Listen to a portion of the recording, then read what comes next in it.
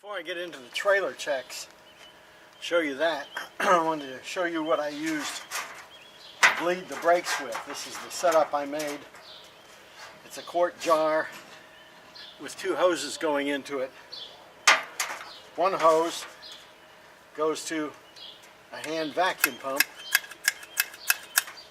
and the other hose goes to the bleeder port. Now, I've changed the brake fluid 3 times using this setup, but the problem is, unless you put grease around that bleeder fitting, it sucks air through the threads when you open it. And you're not positive that you have pure brake fluid coming through. So that's what the grease was for, and the reason I had grease on there.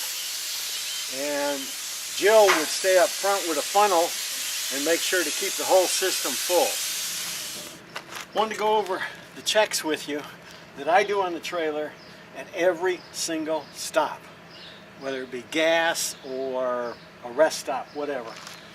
I'm disconnected right now, but this is the surge box. First thing I check to make sure that the emergency stop is connected, and it used to have it came with just a hook to it. I put on a link that screws down so that it's a positive lock. I make sure that's tight, the pin's in, electricity is on, the safety chains are on. So that's the first part that I check first off. The second part is the equalizer bars. They ride on here. You've seen them in the pictures. And there's a cover plate that goes on.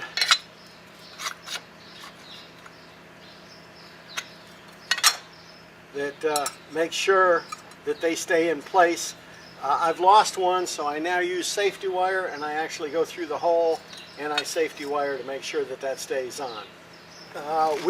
We have towed for thousands of miles with the equalizer bars, and we've towed for a few hundred miles without them. Jill says that she prefers them a lot, so we just put them on from now on.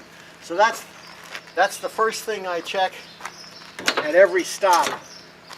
The next thing is I open the cap and check for hydraulic fluid to make sure it's full. It is. We've been here about a week now, so that's full.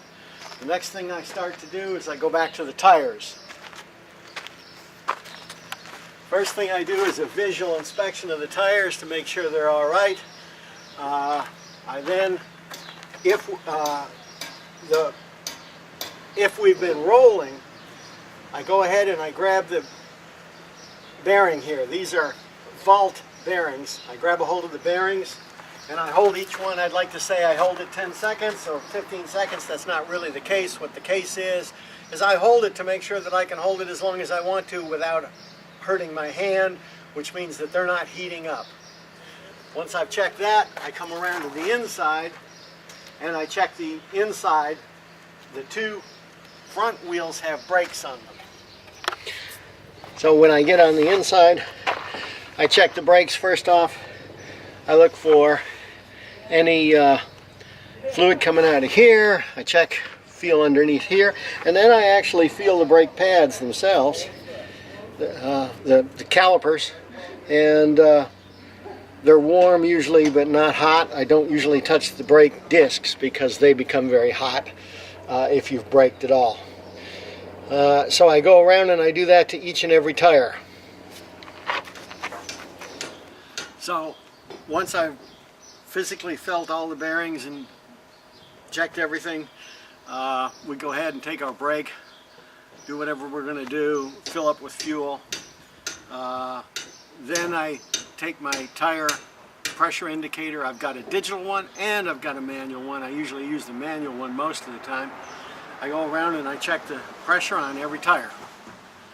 Once I check the pressure on every tire, I get back in the van or the truck, start the truck, turn on the headlights. Jill goes to the back of the truck, back of the trailer, and checks to make sure that all the lights are on.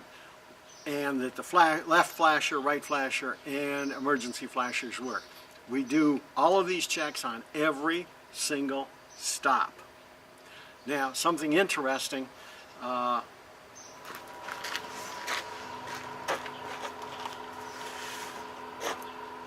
we've been in the yard for about a week now, and if you'll notice, this tire, which is one of the original trailer tires, is flat. It was perfectly filled when we got here.